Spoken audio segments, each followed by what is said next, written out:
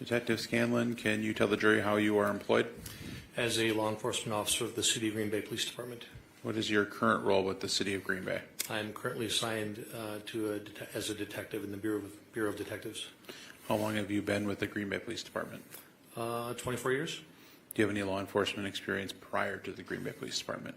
I was a sheriff's deputy for 1 year prior to that in Outagamie County. Could you talk a little bit about any training or educational experience that you have that led you to be a law enforcement officer? Well, I have a high school diploma. I have a bachelor's degree in criminal justice. I was certified in the state of Wisconsin through the Law Enforcement Academy, and then got hired in Outagamie as a sheriff's deputy in Outagamie County, where I went through a field training program. Then transferred to the Green Bay Police Department in 1999, where I again went through another 14-week field training program, maybe a bit longer than that, and then your standard classes and yearly in-services. Then went into the Drug Task Force 2010, where I received more training in narcotics investigations and violations of controlled substances, and then went into the Bureau of Detectives in 2014, where I was trained in more serious crimes, investigating deaths, persons and property crimes. So I think you indicated you went to the Drug Task Force in 2010. I did. Did you work there until 2014? I did. And then in 2014 you became a detective. That's correct. And as a detective, what's your typical role in handling investigations? Assigned to the Detective Bureau, we get called in for investigations typically more serious in nature that require follow-up from a detective on a crime that occurred maybe above the scope that a normal patrol officer would investigate. We get assigned those cases with other detectives to investigate, follow up on those investigations, interview witnesses, question suspects, and then ultimately prepare facts if warranted to the District Attorney's Office of Prosecution. As part of a detective, are you trained and experienced in processing crime scenes? I am. And is that on-the-job training, professional training, some combination? Combination. And as part of your work through the Green Bay Police Department, were you asked to assist with a crime scene on February 23rd, 2022 at 829 Stony Brook? I was. And describe how you initially became involved in the case. I received a call in the early morning hours, asked to come in, take part in that investigation. I responded to the Green Bay Police Department, where I was briefed on what had been learned by a patrol responding to that address earlier that night. I then responded to the address where the crime scene had already been maintained, and then went from there. When you initially responded to this, or do you know about what time you initially responded to the scene? About 6:30 in the morning. And who was with you when you arrived? I met Lieutenant Brad Strofe, who was a detective lieutenant. I met with the sergeant on the scene, patrol sergeant on the scene. It was Sergeant Bresker. I believe Sergeant Tom Bain was present as well. And then forensic specialist for evidence collection, Ms. Andre and Ms. Cerneski arrived. And then shortly thereafter, Detective Cassie Pakla arrived to assist me as well. When you arrived, did you immediately begin processing the scene? No. What did you do initially? So we initially did a walkthrough. I met with the sergeant on scene, kind of got updated as to what happened so far. Double checked that we had a crime scene log started that we can document who's coming in and who's coming out. I had caused to have phone contact with detectives that were questioning Ms. Schabusiness, and there was some question about the location of his body. So initially I did a walkthrough of the home looking for a body. That was one of the first things I did. You mentioned that you were talking with some other detectives. Is it common in your work that when there's multiple detectives working on the case that you're going to have ongoing phone contact at the outset of an investigation? Yes. Were you aware of whether or not other detectives were assigned to meet with and interview Ms. Schabusiness? I was aware of that. And do you know who those detectives were? It was Detective Graff and Detective Kemp.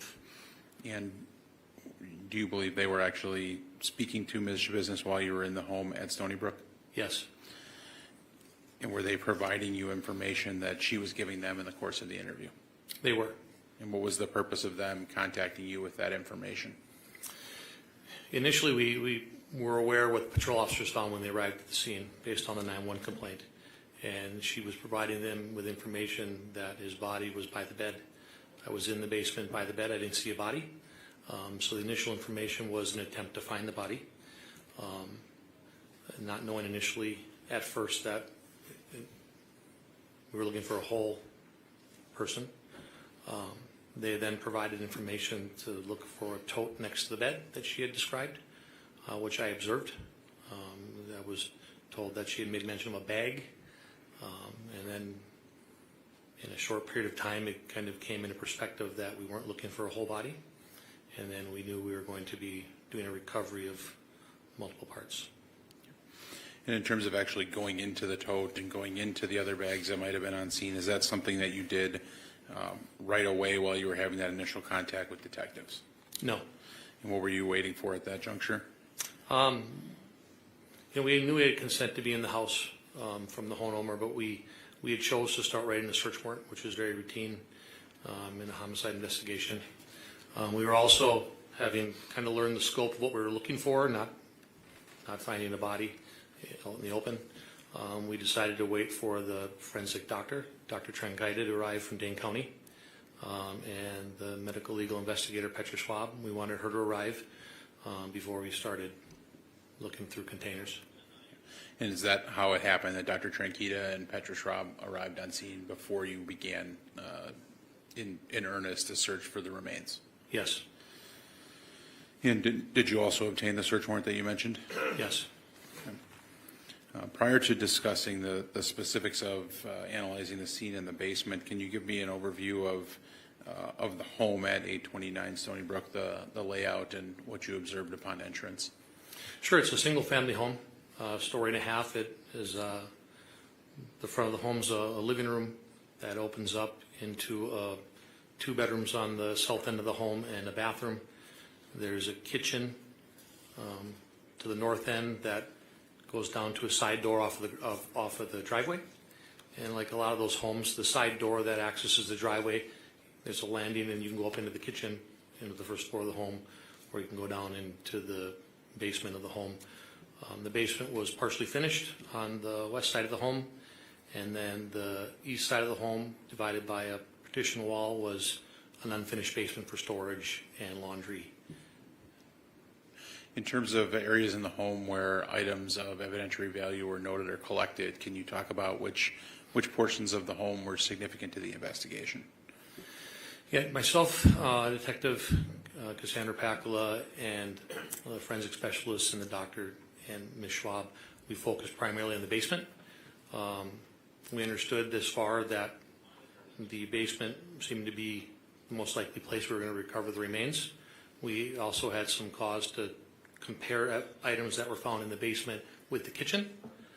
So primary focus of this investigation was on the stairway off the side driveway going down to the basement, and there were some items found in the kitchen as well.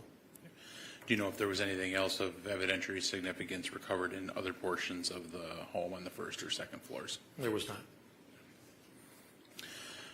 Detective, I'm going to show you a series of photographs here and ask you to review those to yourself, and then tell me once you've had a chance to review them. Sure.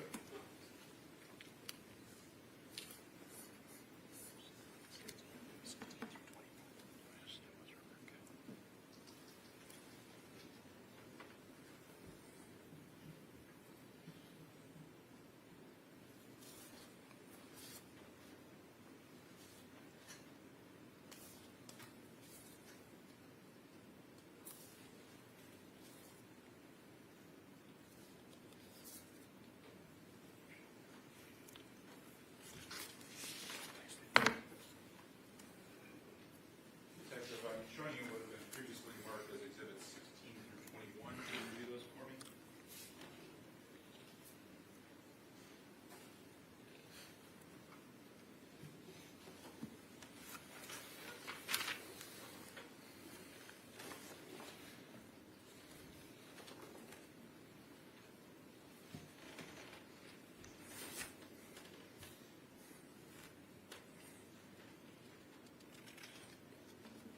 Have you had a chance to see them?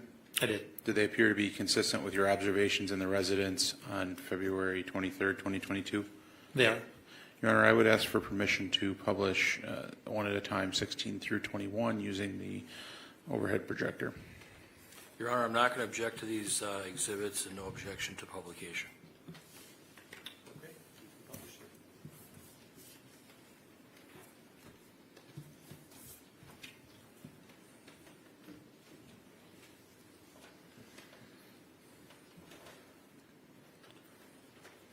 Detective Scanlon, is Exhibit 16 now displayed on the screen?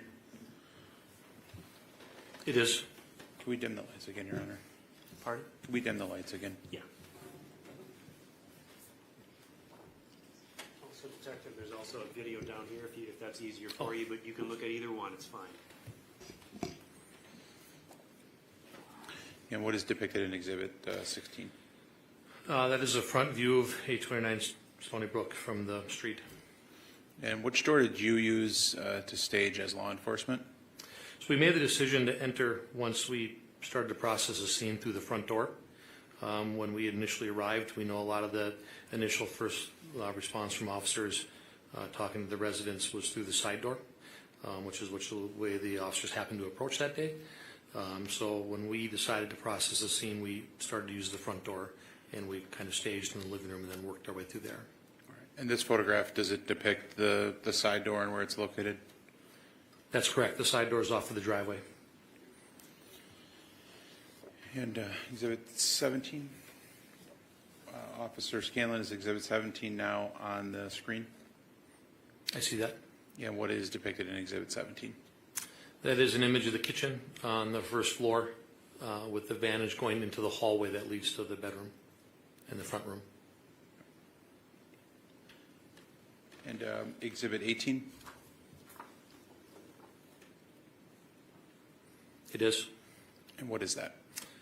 That is another picture of the kitchen, but with the vantage flipped, focusing on the landing off the side door off the garage. And Exhibit 19, is that now depicted on the screen? It is. And what is depicted in Exhibit 19? This photograph was taken particularly of the wooden knife block that was right next to the stove. And what was the evidentiary significance based on your understanding of the investigation? When we started to process the basement, we had found several kitchen knives, what appeared to be kitchen knives, that we believed, based on how they were found, would have been involved in the homicide. And the knives were consistent both in number and appearance with the knives in the kitchen block. So it appeared that there were how many slots missing on the knife block? There's 4 knife slots missing and a kitchen shears, scissors. We recovered 4 knives that appeared to look like the knives that would have come out of that block.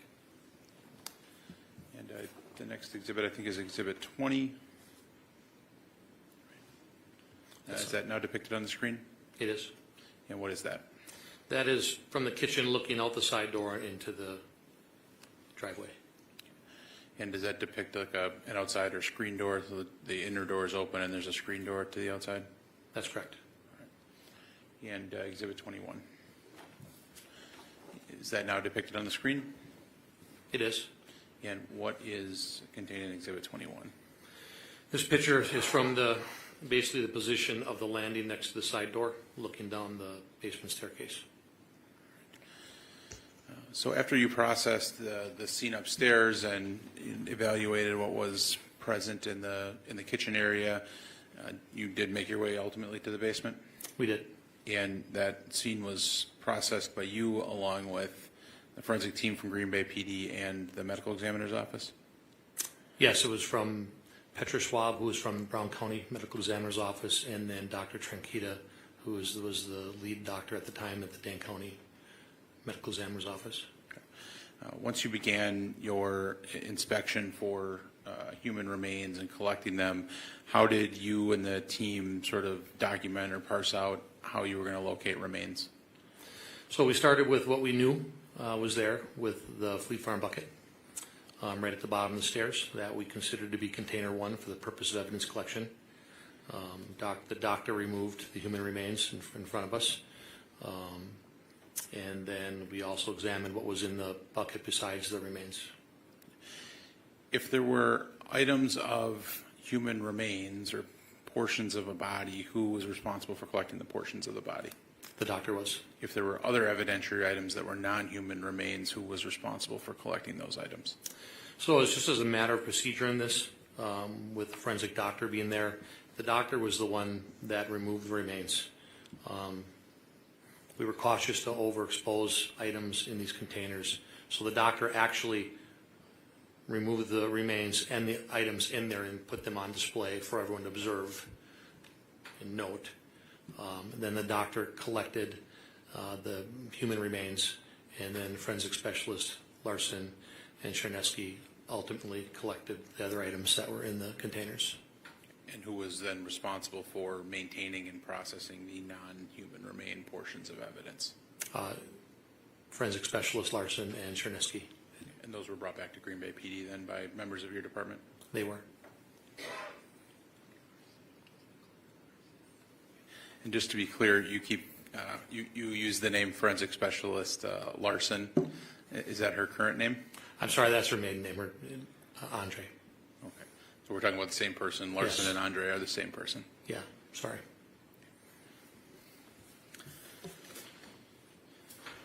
All right. So you indicated the first item or the first container that you processed was the black pail. Is that correct? That's correct.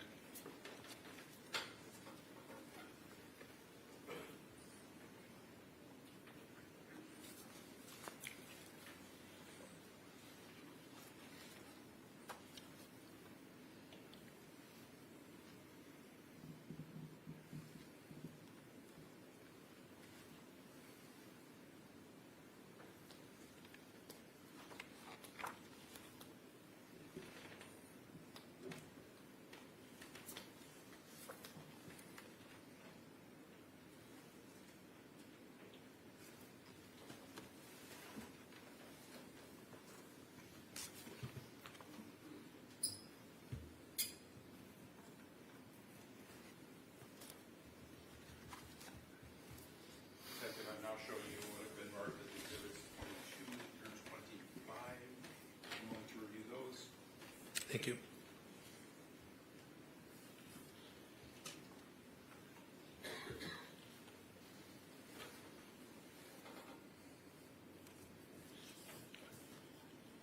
Thank you.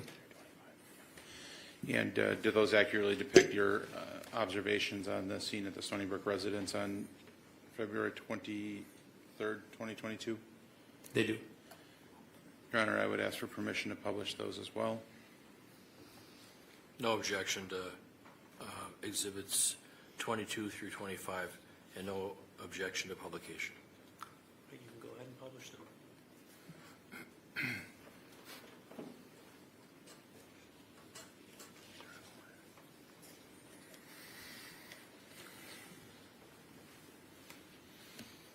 What is depicted in exhibit number, is exhibit 22 now depicted on the screen? It is. And what does that show? That's at the landing, looking west into the finished portion of the basement. It also depicts the Black Fleet Farm bucket and a multicolored towel that was next to it.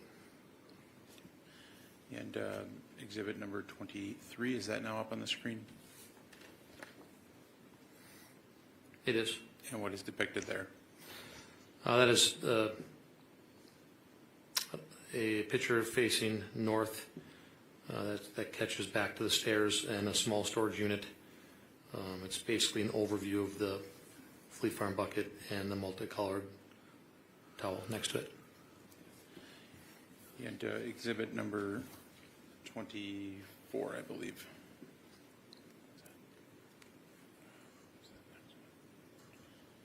Is that now depicted on the screen? It is. And what is, again, what is exhibit 24? It's the Black Fleet Farm bucket and the multicolored towel. I see they have some placards down in this photo and are holding a sample indicator. What are the purpose of the placards? Forensic specialists take great care in documenting what they're capturing. So they'll take a picture of an image with a placard, and then as they itemize evidence, we'll refer to that placard that they collected. And Exhibit 25, is that now depicted on the screen? It is. And what is shown in Exhibit 25? This is 2 knives, a Jolly Rancher, a nail, a razor head, and some flesh tissue is described. These were in the bottom in the Fleet Farm bucket underneath the remains that we recovered. So these are items that were located in the bucket and then ultimately collected by Green Bay PD? They were.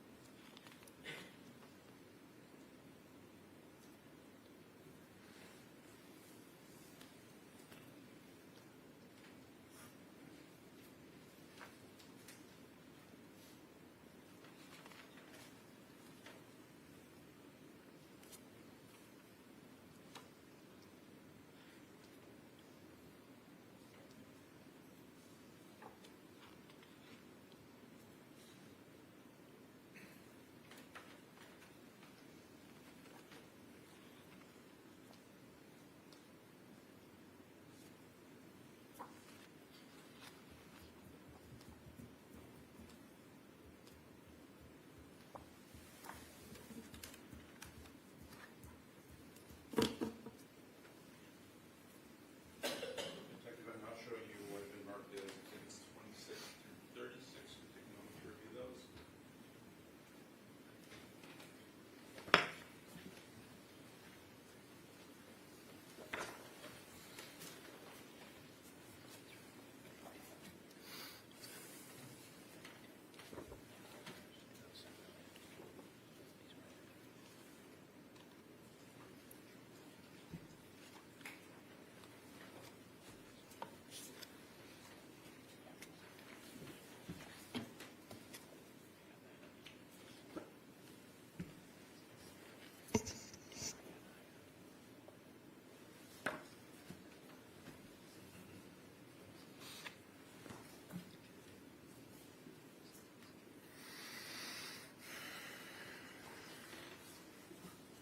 Have you had a chance to review those?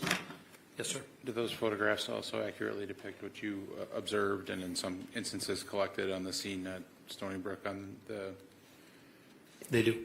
23rd of February? Thank you. I'd like to publish then, Your Honor, these as well. Exhibits 26 through 32, no objection, and no objection to publication. Go ahead and publish. It is 26 through 36, just to. All through 36?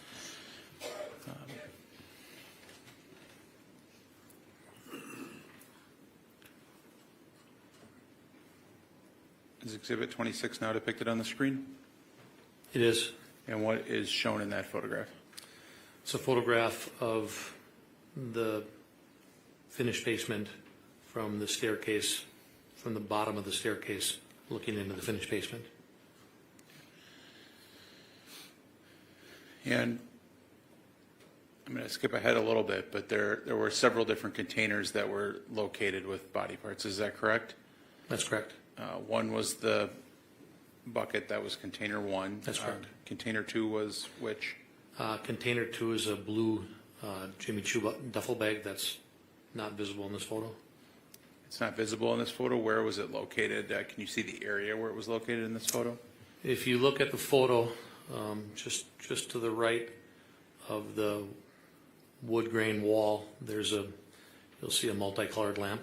Next to that is a entertainment center, makeshift dresser, and there's personal items on that, and including the blue bag. So that'll be on the left-hand side of this photograph. Out of view is where that Jimmy Choo bag was located. That'd be correct. And is the container three was what item?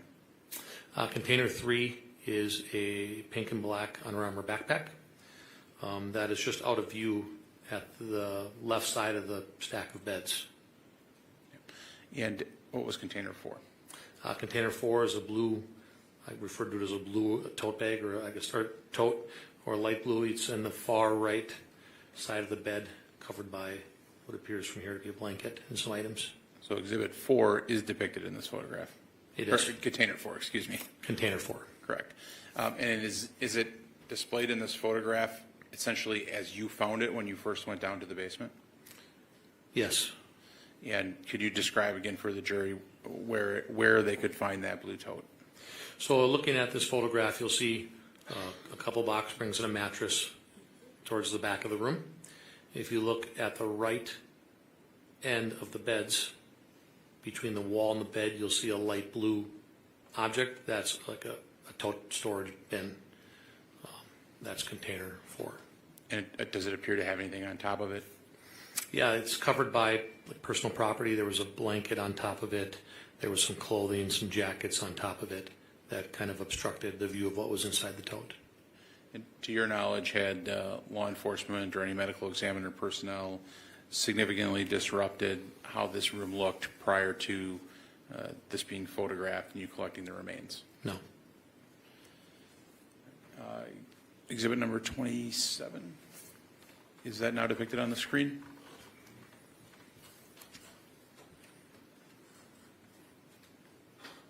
It is. And what is displayed in exhibit 27? It's basically a photo of the same room from the opposite corner, looking back towards the staircase. It depicts the entertainment center that I just described on the wall that was out of view from the previous photograph. It's from a distance, but you can see the items on top of that entertainment center, including what we call container number 2. So that Jimmy Choo bag is now visible in this photograph toward the right-hand side, is that correct? Yeah, it's I guess the dark blue object with the handle raised up. And exhibit 28, is that now depicted on the screen? It is. And what is shown in that photograph? It's the photograph that's inside the room facing south, the south half of the room, including the bed, the entertainment center on the left, including container number 2, which is the Jimmy Choo bag, container number 3, which is the bright pink Under Armour backpack, and then container number 4 is not visible anymore because the pub table and the video game block its view. Now, I think it's been previously discussed there's a substantial amount of human remains in each of those 4 containers. As you were going through this scene and photographing it, are you making any observations about the floor, about the bed and other items in the room as to the existence of human remains, blood, things of that nature? I was. And what did you observe? So I learned from detectives talking to her that this was believed to be the location that body was cut up. Found it kind of remarkable that there's no blood on the, I didn't observe any blood on the carpeting. There is later determined to be a significant amount of blood on the top of the mattress and the comforter that's on top of it. The carpeting doesn't extend all the way to the wall. There's a portion of concrete on the other side of the bed that the bed partially covers. You'll see what appears to be dried blood and partial pieces of bodily tissue in that area around the bed on the far side out of view. There, you can't tell from this point of view, but there's also what appears to be red substance bodily tissue on the Jimmy Choo bag. The pink backpack, when looking closely at it, you can tell that there's a dark liquid seeping through the bottom, which was presumably blood based on what we found inside. And then on closer examination of the tote bag, the blue tote, you'll see what appears to be blood or dry blood around it. Is it fair to say that aside from what's found in the containers, there's not a lot of outwardly visible blood or human tissue material that's readily visible in the remainder of the room? Yes, I walked through this room initially when I got there, and I did a kind of a quick lap looking for a person. And some of these items didn't come into focus until taking a closer look with a decent flashlight and looking at a closer level at these items.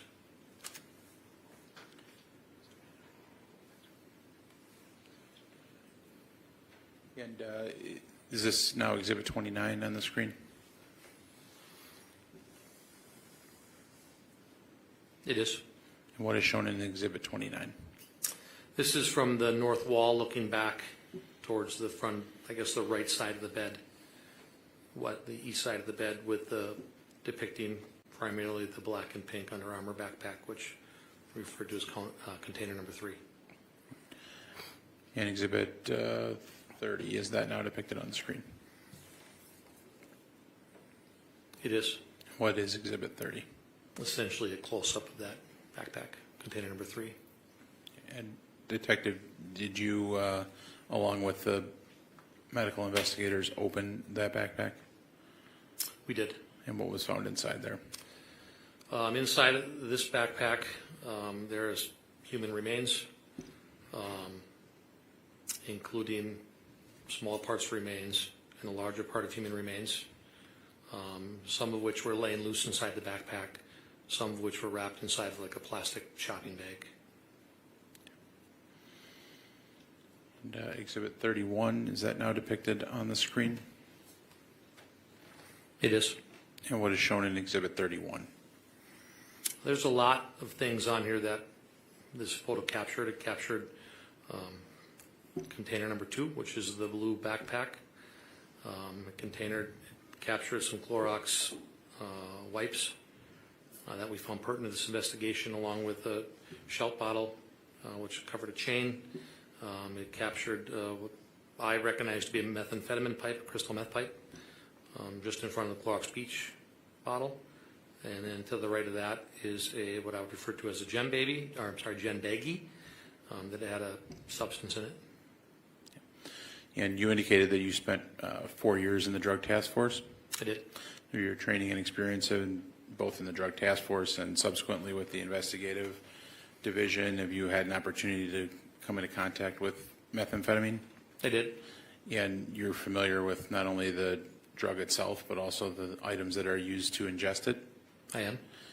And you believed, based on that training experience, that that was a pipe consistent with meth use and a gem baggie consistent with a small amount of methamphetamine? That's correct. Were those items collected? They were. Were they later field tested? I later did, yes. And what was the result? So I removed the contents of the substance in the green gem baggie that's depicted here. It was approximately 0.21 grams of crystal substance that I recognized to be crystal methamphetamine. I used a Marquis reagent field test, and it indicated the presence of methamphetamine.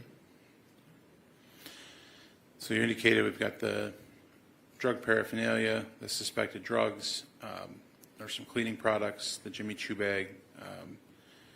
Did you indicate that there was a chain located in this photograph as well? It's hard to see, probably from a distance, but underneath the tipped over Shelt bottle on the right side of the dresser, there is like a dog's choker chain underneath it. And Exhibit 32, is that now displayed on the screen? It is.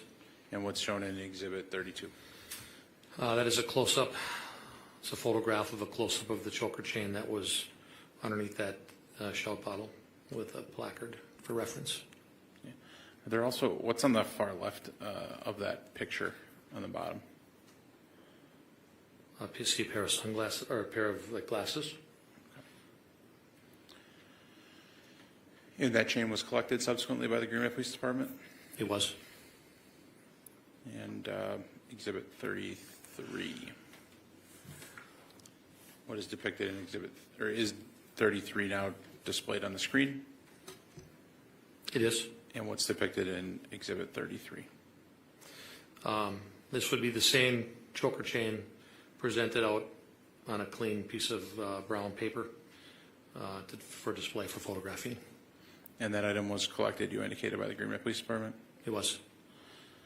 I think that there are...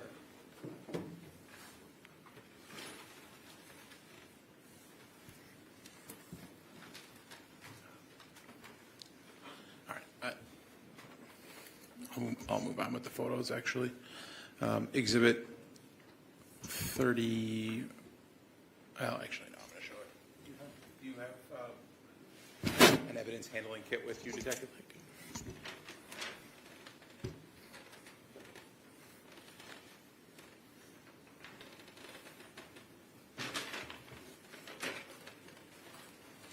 The lights back on?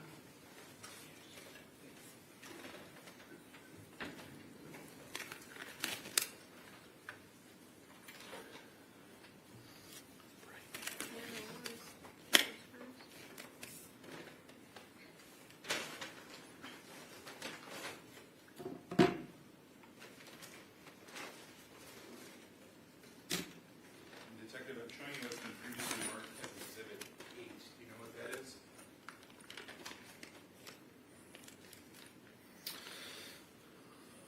This is an evidence bag that is marked as Exhibit 8. That is initialed, and it has a Green Bay Police evidence code sticker to reference the dog choker collar chain we've just discussed. So the bag itself has a description. Does it also list an evidence number that was associated with it? It does. And what is that? The description is a silver dog choke collar P chain located under shell bottle, Exhibit 13 on TV. That's all it displays. I know that it says on TV stand. It has the case number of this case, and then it has the exhibit number 543024. Okay. And did you say 13 or 23? It's referring to Exhibit 23, and then it has our category number as well. Okay, and the Exhibit 23, does that coincide with the placard? It does. I would ask that you open that if you could, and display it for the jury.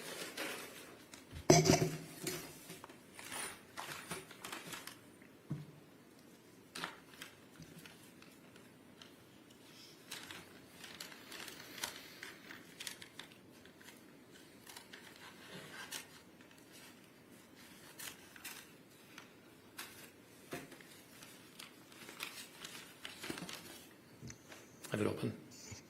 All right, and then could you take it and simply display it for the jury?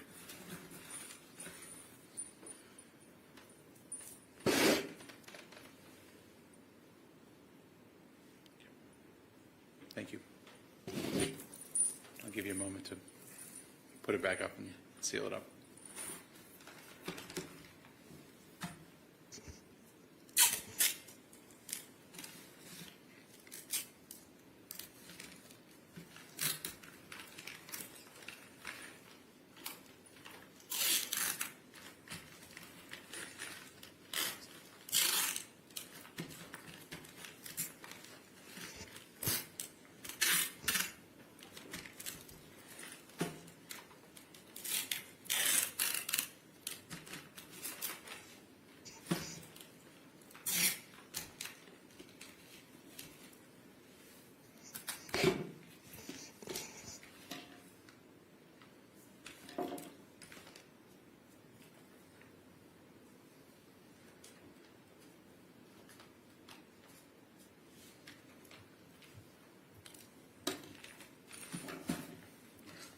to save time, I'll not ask you about the other evidence, but or the other chain that was located, but was there in fact a second chain located on the scene? There was. And did you have a chance to handle that item as well or view it closely? I viewed it closely, and then forensic specialist Andre and Chernesky collected it. And did that chain appear to be substantially similar to the one that you just opened and located? It appears to be a very similar choker collar chain. I did notice that the second chain, which was on the pub table next to the Pac-Man game, the chain was actually not loose on both ends. It was actually closed shut, looped through. And we'll return to the photographs. If we could, Judge, with the lights again. Thank you. 34.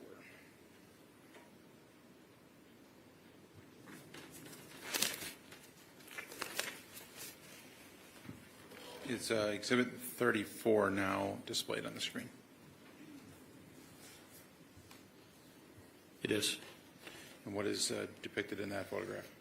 It's kind of a top-down view of the Jimmy Choo bag and the other items on that entertainment center. And you indicated human remains were found in that bag. They were. Do you know what other items were found in that bag?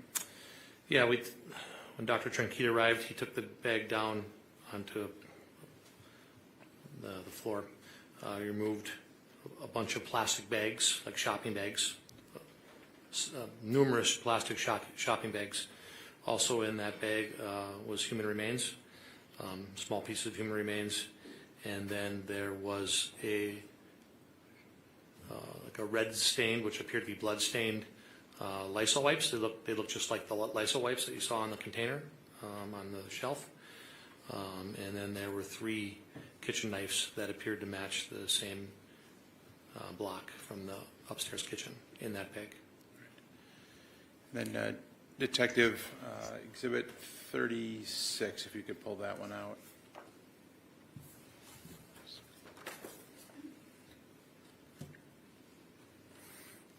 I have it. Is that now depicted on the screen in short order? It is. And what is contained in Exhibit 36? So that is the loose paper shopping bags that were packed inside the Jimmy Choo bag, along with what appear to be wipes that are red stained. So this is what was removed from the Jimmy Choo bag. Thank you. This was removed from the Jimmy Choo bag after the human remains were taken out by the doctor? The human remains were commingled inside these bags, so the doctor would reach in, take out either the remains or the bags, and he was collecting the bags and the wipes, and then he was also collecting the remains separately. Okay. So he would take the remains and then leave the bag and the wipes for you to take? That's correct. Objection leading. Overruled.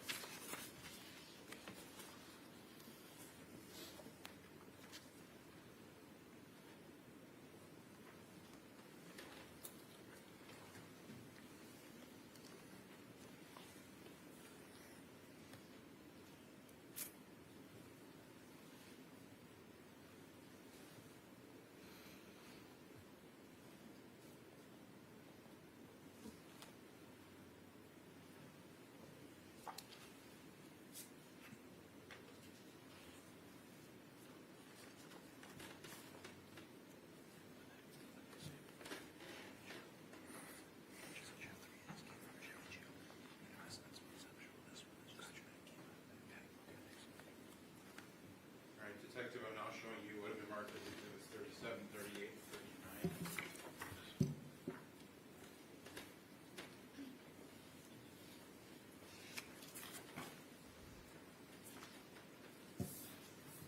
Do those photographs appear to accurately reflect items that you collected on that date at the Stony Brook residence? They do. And I would ask for permission to publish those as well, Your Honor. No objection to Exhibits 37 through 39. No objection to publication. Right, you can go ahead and publish them.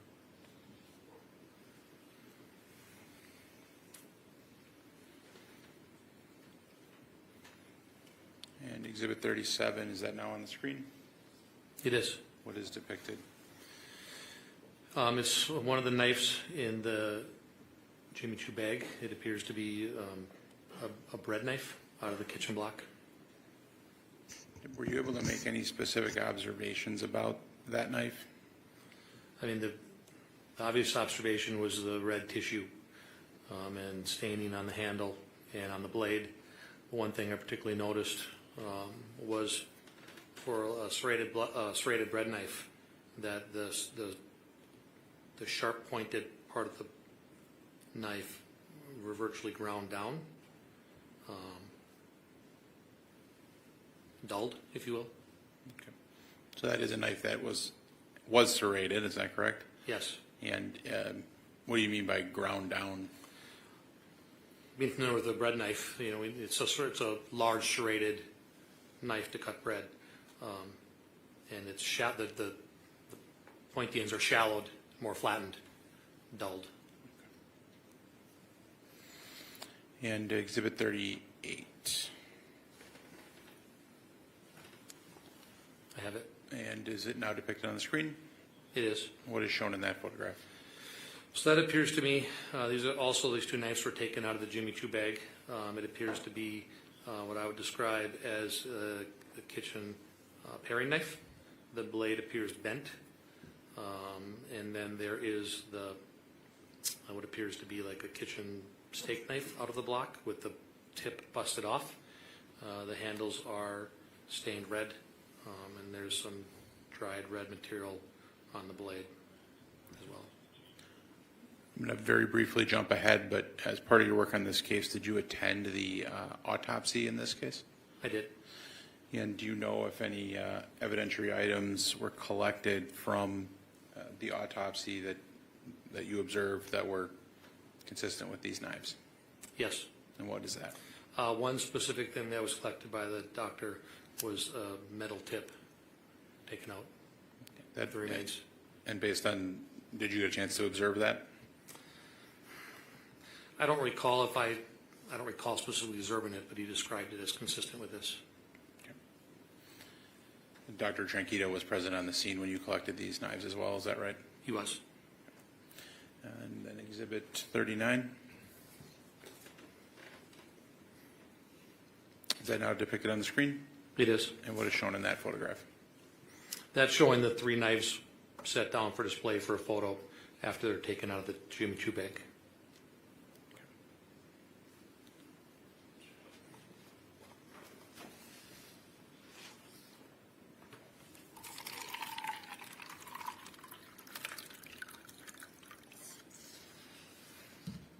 It actually appears to be the opposite sides of them, of the knives.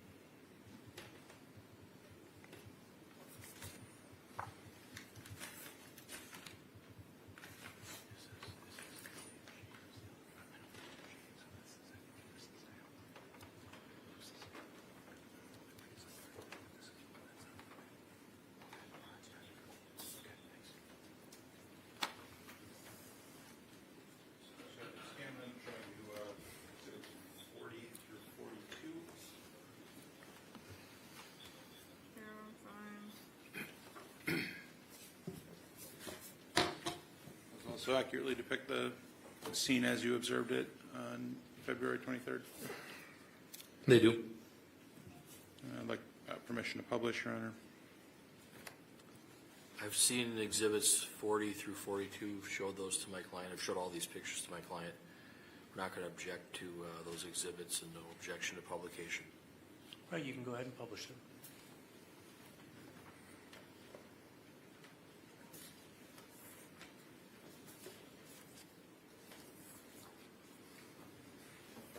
And Detective, what is Exhibit 40 now on the screen? Yes. And what does 40 depict? 40 is a photo of the north end of the finished basement. If you're standing with your back to where the bed was in the room, it depicts what I would describe as like a pub table with the arcade game. There is a choker chain on top of the pub table. Then Detective, Exhibit 42, is that now on the screen? It is. And what is depicted in Exhibit 42? This is that pub chain placed on a paper bag and measured for display for the photograph. And is that was that item also collected by Green Bay Police Department? It was. That's the chain that you described earlier as being consistent with the chain that was shown to the jury? Yes.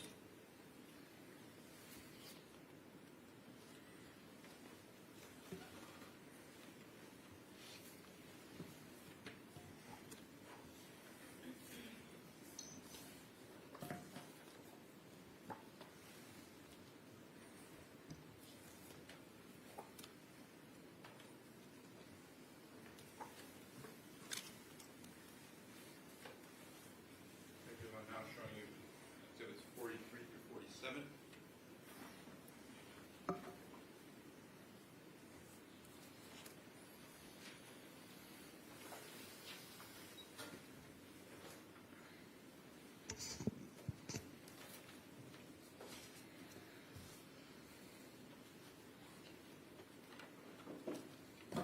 Those also accurately depict the scene as you observed it on February 23rd, 2022.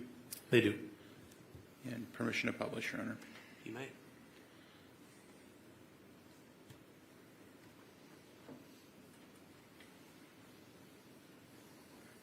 Is Exhibit 43 now on the screen, Detective?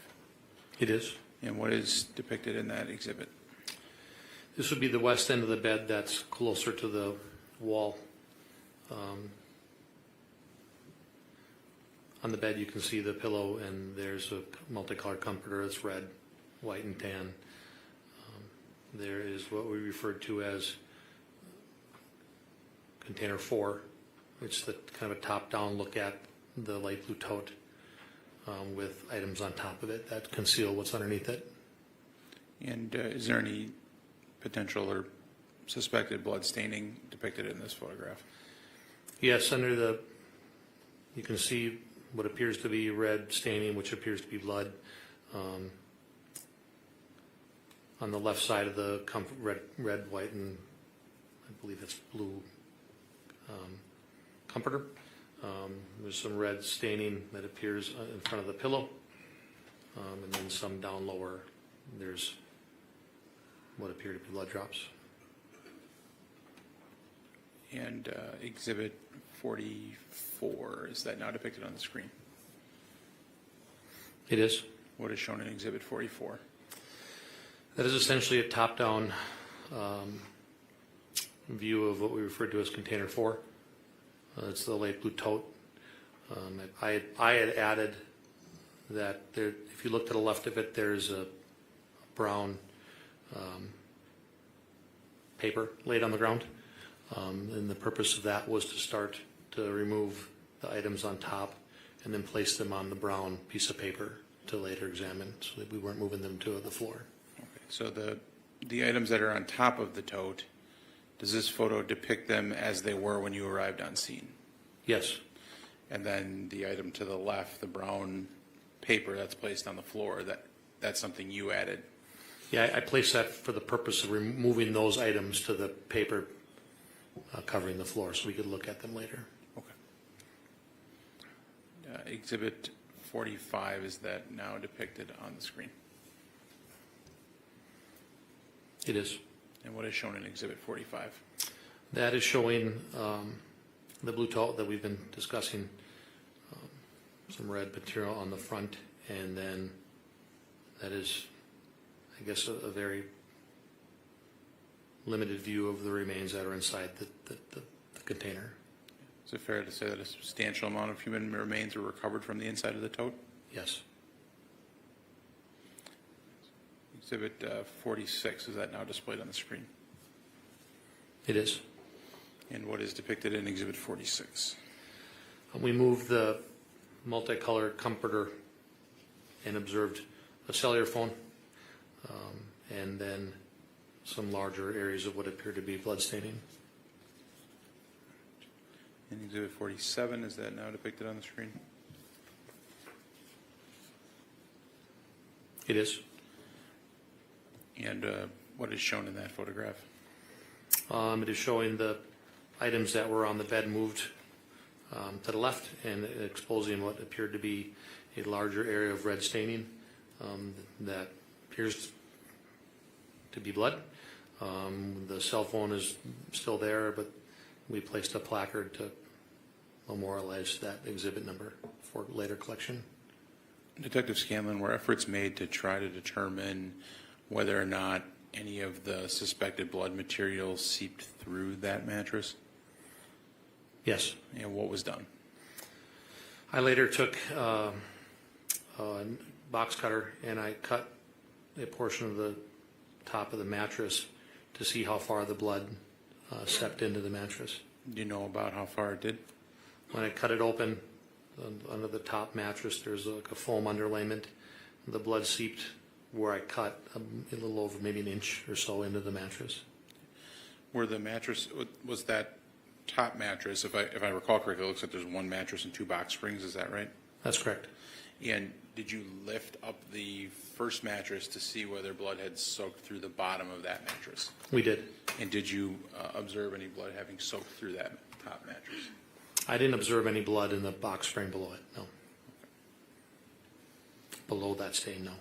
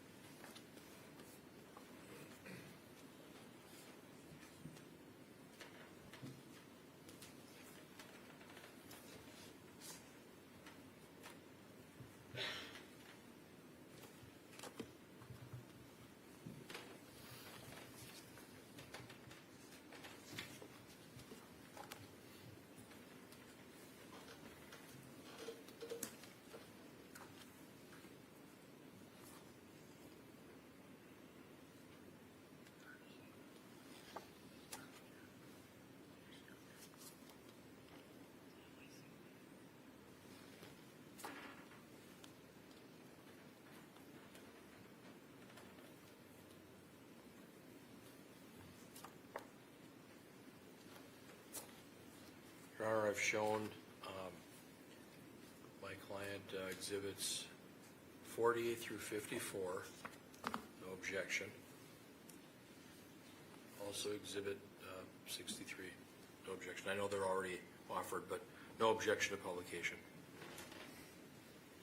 Detective Scanlon, I'm showing you exhibits 48 through 54 and exhibit 63.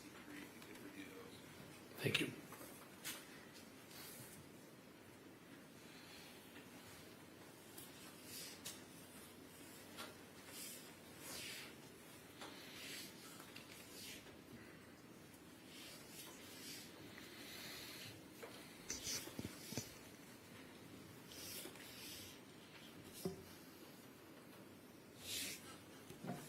And Detective, do those likewise accurately depict what you observed at the Stony Brook residence on February 23rd of 2022? They do. And permission to publish, Your Honor. You may publish. Exhibit 48. Is that now depicted on the screen?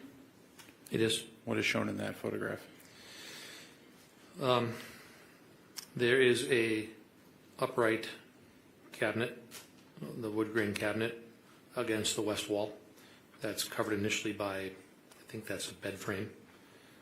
It also shows the blue tote and then one of the knives.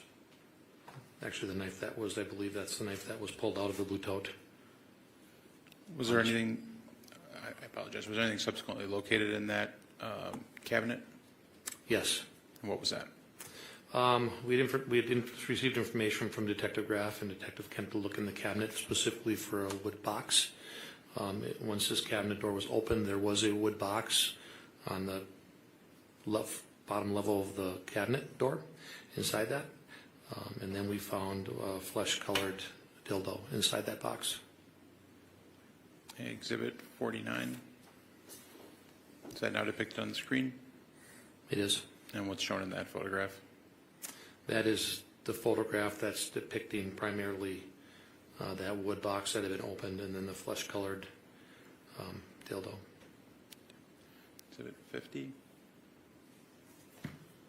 And what is shown in photograph 50? Exhibit 50 is it's taking a picture from the bottom of the stairs into the unfinished portion of the basement on the east side of the home. And does that depict a stand-up shower? It does.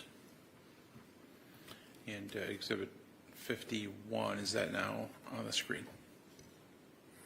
It is. What is shown in exhibit 51? It's an overview of the floor drain and lower portion of the stand-up shower. And what was of evidentiary significance to you in this particular area? When we looked at the shower, we observed red substance on the shower walls, the shower seat, the shower floor.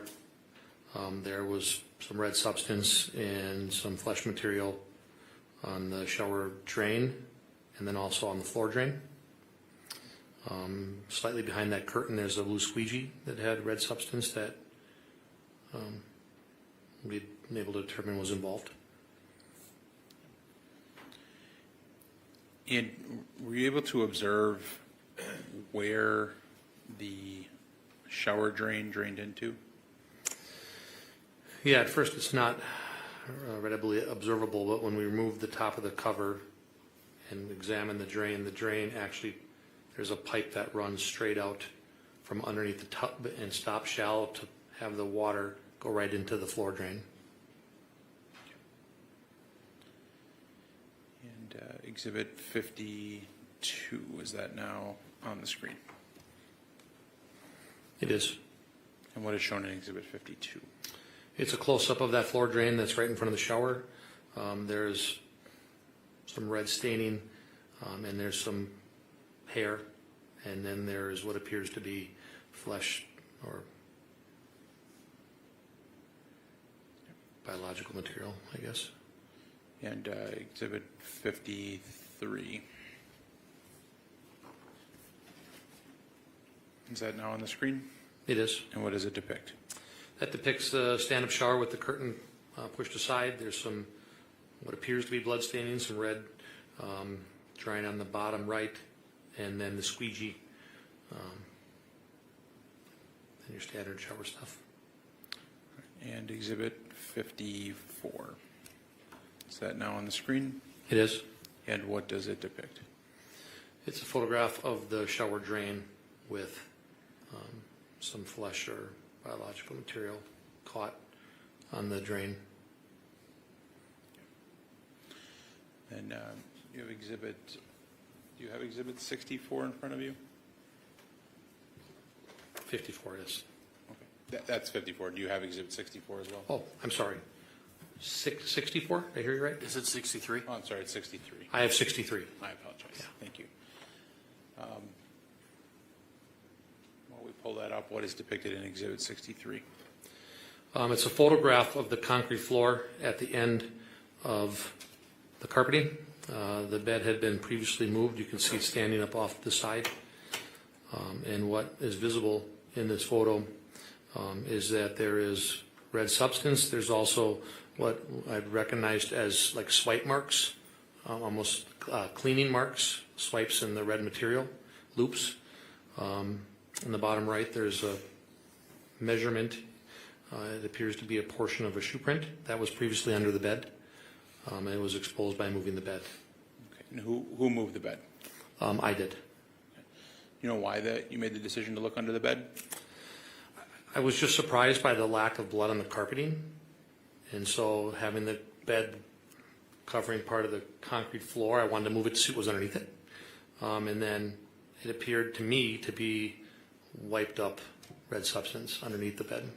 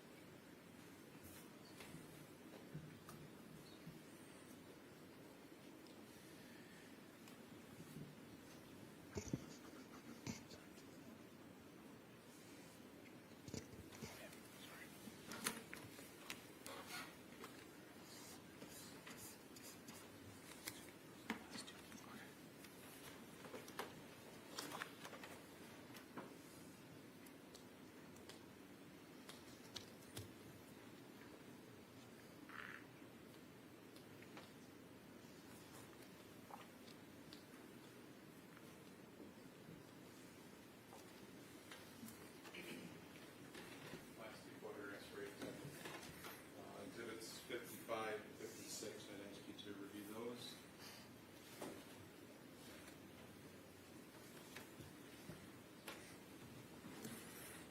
Before I ask you about them specifically, I have to lay a little foundation.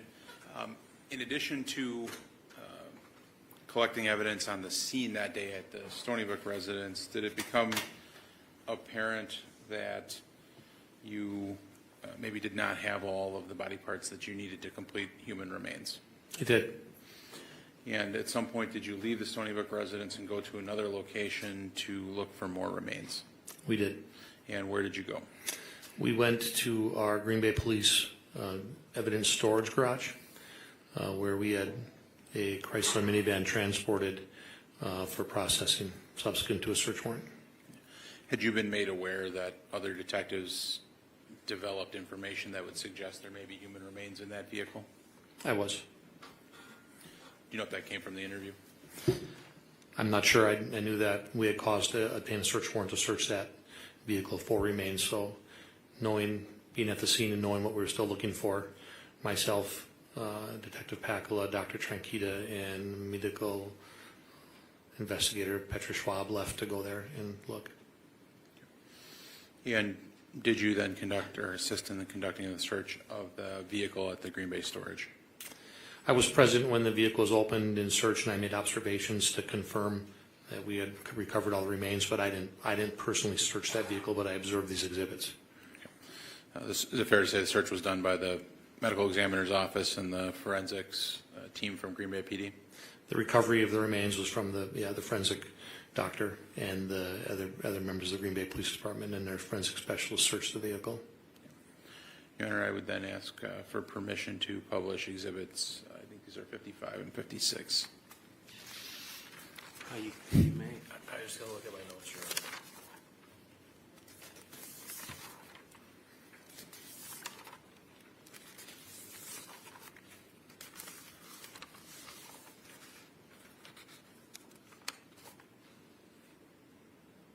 The court already ruled that those exhibits are into evidence, correct? Yes. As to publication, I'm going to object to the one involving the tote. Are these different than the ones that were just ruled on when the jury was excused? No, they're the same. Right. Your objection is noted. You can go ahead and publish.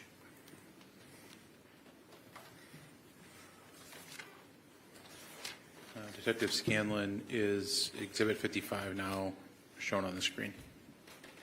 It is. And what is that photo display?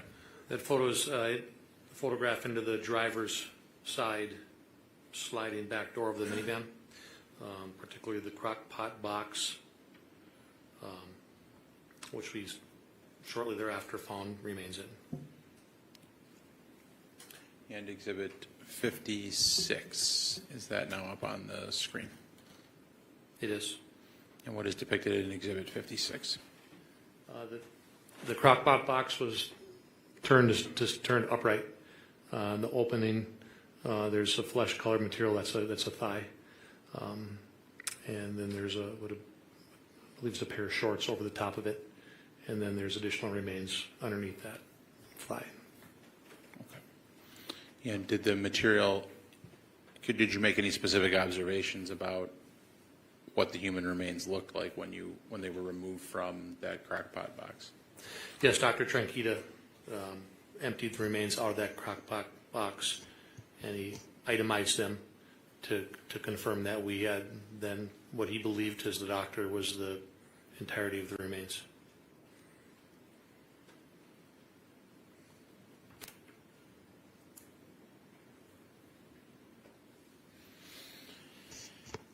Then Detective Scanlon, I asked this earlier, but did you subsequently attend the autopsy of Shadtherian?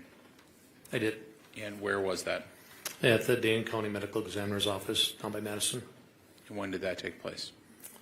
on the 25th, I believe. And who was present for the autopsy? Myself and Detective Graff attended the autopsy from an observation room. Dr. Tranquita and I believe medical technician Vickerman attended the autopsy. What is the purpose of a law enforcement officer attending an autopsy? It's not uncommon at an autopsy for a forensic pathologist or the attending doctor to have questions about the scene. They can also relate to us through speakerphone, things that they're observing, and answer any questions that we might have if we have questions for them in regards to our investigation. It's also an opportunity for, once the autopsy is completed, with the medical examiner's office then collects what they and we believe to be items of evidentiary value. They had, up until that point, had custody of the remains. They take those items and they sealed them in bags, and then they turn them over us to collect for continued investigation in the law enforcement. Things like swabs of the body or items that they found to be evidentiary value, they'll turn over to us, and we bring it back and enter it in evidence. Based on your observation of the autopsy, did it appear that Dr. Tranquita was regularly collecting swabs for evidentiary purposes? He was. And did you observe him seal those items and provide them to you? He did. As he was doing the autopsy, he was swabbing parts of the remains. He would then put them in a cardboard box. I'm up in an observation room, so I don't see every movement he does.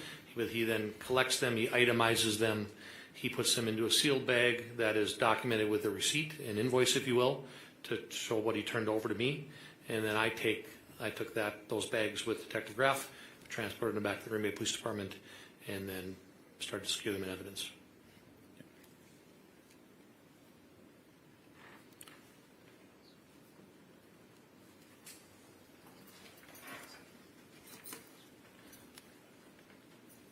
So just to clarify specifically with respect to the swabs, you observed him take swabs of Shadtherian's body, he packaged them for you and sealed them, and then provided them to you to take back to the Green Bay Police Department?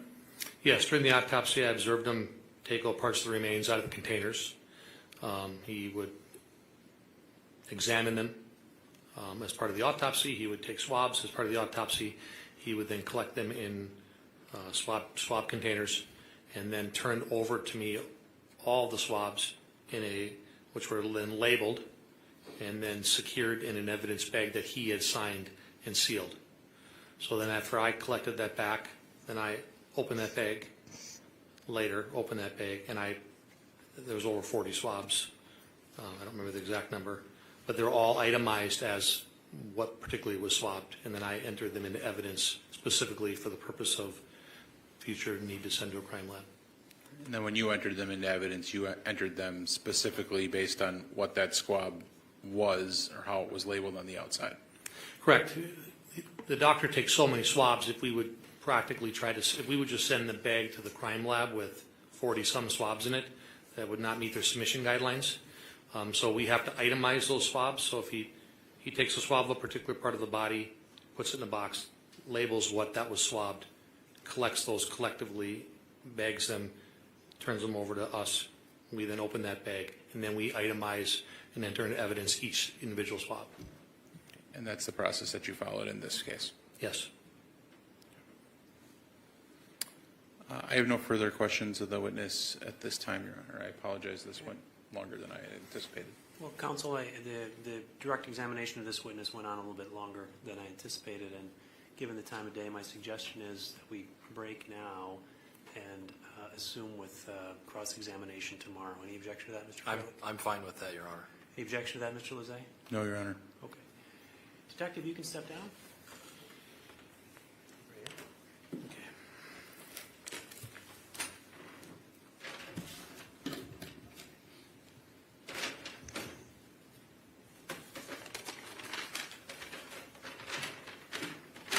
Thank you. Ladies and gentlemen of the jury, I indicated to you we'd stop around 5 o'clock. It's a little after 5 now, and this testimony was a little bit longer than I expected, but we're going to break now. I'm going to give you an instruction that I gave you earlier in this case, but it's important. It's important for every case, so I'm going to recite it to you again. And that is, do not communicate with anyone about this trial or your experience as jurors while you are serving on this jury. Do not use a computer, cell phone, or other electronic device with communication capabilities to share any information about this case. For example, do not communicate by blog, email, text message, Twitter, or in any other way on or off the computer. Do not permit anyone to communicate with you about this case, and if anyone does so, despite your telling them not to, you should report that to me. I appreciate that it is tempting when you go home in the evening to discuss this case with another member of your household, but you may not do so. This case must be decided by you, the jurors, based upon the evidence presented in the courtroom. People not serving on this jury have not heard the evidence, and it is improper for them to influence your deliberations and decision in this case. After this trial is completed, you are free to communicate with anyone in any manner. These rules are intended to assure that jurors remain impartial throughout the trial. If any juror has reason to believe that another juror has violated these rules, you should report that to me.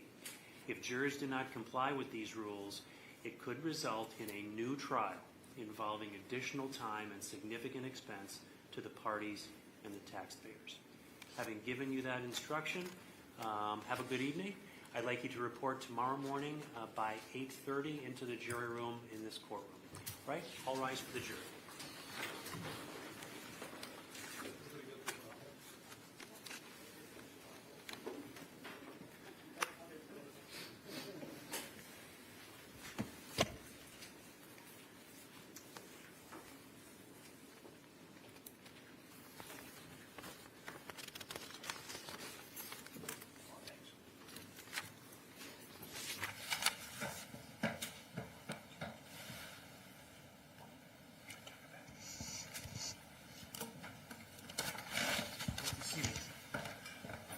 As I indicated earlier, I'd like counsel to report tomorrow morning at 8:15.